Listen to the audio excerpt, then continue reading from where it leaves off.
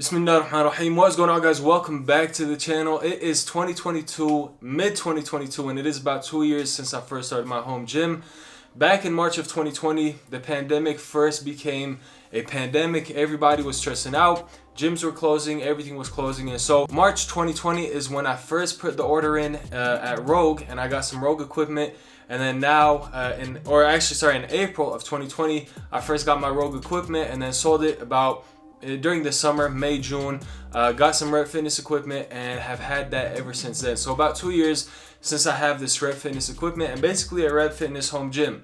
If you guys are new to the channel, I basically have everything, all of the equipment that you guys see is mainly from Rep Fitness. Of course, there's some accessory stuff like the slingshot, bands, different attachments for the lat and lower row. Those are from Amazon and some are from other local shops here in Colorado. But the main stuff, the rack, the bars, the dumbbells, the dumbbell rack, GHD, plyo box, benches, they are all from Rep Fitness. And I guess in this video I'm just going to talk about my experience with a home gym for the past 2 years, and if I still recommend having a home gym or even starting a home gym in 2022. If you guys don't want to watch too much of this video or don't want to get into too much detail, for me personally, I think having a home gym is a blessing, and if you are able to start a home gym or have a home gym, I highly recommend doing so. Now, to talk about why I think having a home gym is worth it and why if you're able to start one, you should start one. So before I had a home gym, basically my whole life, ever since I was 16, I've been going to commercial gyms. I've been training at commercial gyms for years and years and years, and that's just what I was used to. I never paid attention to barbells, what kind of barbell it was, or how accurate the weight was, or what kind of bar I should use, or the dumbbells, or anything like that. Really just went to a gym. If I liked the environment, if I liked the vibe, I guess you could say, I don't like that word, but you guys understand what I'm saying. If I liked the environment and the feeling of that gym, I just stuck around and just kept on going to it. Now, it wasn't until basically April or March of 2020 when I had to have a home gym. I was really struggling with it. Actually, I did not really enjoy it that much. And if you guys go back to 2020, you can watch a lot of my videos where I talk about, oh, there's this problem with the home gym and there's that problem. And I'll be quite honest with you guys, there are a lot of things, unexpected things or obstacles that came up which I didn't anticipate. The two biggest ones that I had a problem with, the first one being the cold. The environment, the weather in Colorado during the winter is really cold. We kind of just get these really cold and freezing waves every winter, and it's just very uncomfortable to be in a cold garage and work out. So that was one of the biggest obstacles I dealt with early on in the garage gym stage. I tried to use electric heaters, I tried to use space heaters. Those did not work. I had to get an industrial heater, which you guys see in the corner of the gym, which has helped tremendously. However, it was quite expensive. I think the heater itself was $700-800, and then to get the installation was an extra few $100s as well. Now, once that was fixed, basically I started to get into the rhythm of actually having a garage gym and being able to use it year round and being comfortable in this space year round. The second problem that I ran into, which I knew was going to be a problem basically from the start, was the slant. The garage gym was slanted and sloped just for the water and drainage. And so I thought it wasn't a big deal until I started to work out and squat in it. When I started squatting, I started to get knee pain in the knee that was towards the garage door. That was kind of slanted down. The lower leg, that started to cause problems for my knee.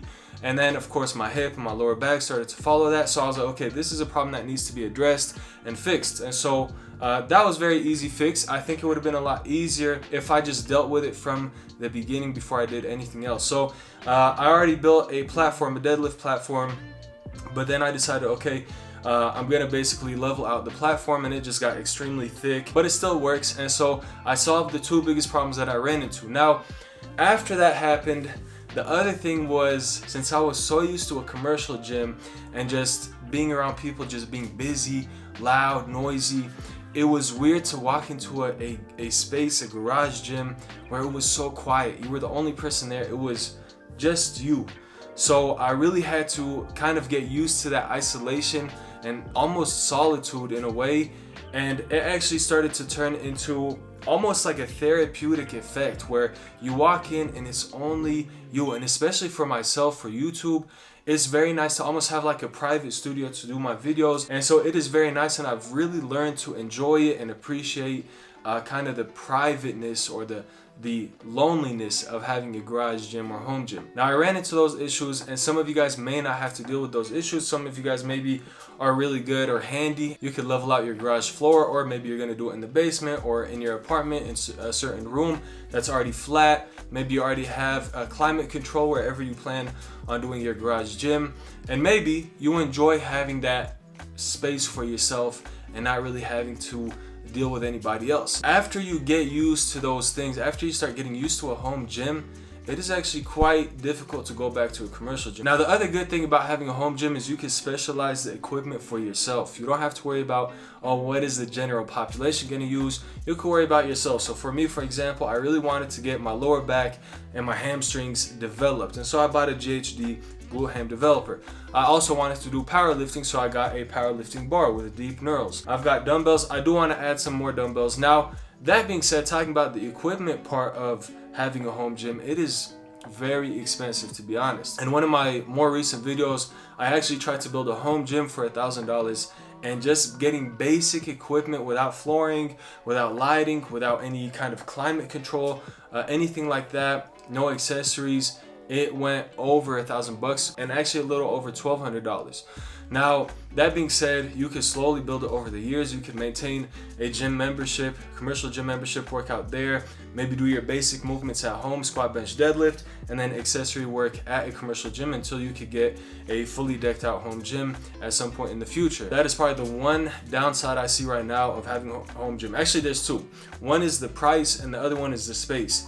For me, I work in a one-car garage and that is it. I'm basically almost out of space. There's really no more space that I could use that won't make the gym like too cluttered. But yeah, to conclude the video overall, in summary, I think having a home gym is very beneficial. You kind of have to get used to things in the beginning, the loneliness, the solitude, the environment. You have to kind of create your own environment. I've got these lights. I've always liked kind of those, what do you call them, colorful lights. I think they change the mood significantly, especially with videos. I've learned when you want to change the mood of a setting, you really have to work with the lights and manipulate the lights a little bit. And that actually works with the human body too. When you come into a garage or a basement and it's really dark, there's not really a lot of light, your body just naturally is not in the mood to kind of get hyped up. At least for myself and for a lot of others, you don't get really pumped up when it's a very dark mood. I remember when I first started the home gym, it was just the yellow bulb that is standard in garages. I added these white LEDs and that just brightened up the mood so much, especially if you're working out at night or in the dark. In the winters, the sun sets early, so having these white LEDs is very, very beneficial, and it's I think a lot of people overlook the lighting aspect of home gyms. And then you could add these fun blue lights, red lights, RGB lights, all that fun stuff just to kind of change the mood a little bit for yourself. But yeah, once you get used to having your home gym, just setting it up for yourself, you get really, really comfortable in it. You could budget out exactly what you want, get the equipment that you want, customize it to your own specific needs. And that is, I mean, that's very beneficial. And of course, saving time. You don't have to go to the gym. You don't have to drive to the gym. That saves you time and gas. And if your gym is busy, you do not have to wait for certain machines. You can walk into your gym, do whatever you want, and then you don't have to pay a gym membership. You do not have to worry about dirty equipment. You do not have to worry about running into people you don't want to talk to. You don't have to worry about talking to strangers for so long that it ruins your pump. You get in, you stay focused, and you get out. And then, of course, you're at home. You could tend to other things if needed. You're always at home. If you have a family, you can spend time with your family. You're right there, especially if you have kids or whoever you're staying with at home. They don't have to feel like you're just completely gone. You can spend time with your family, potentially even work out with your family.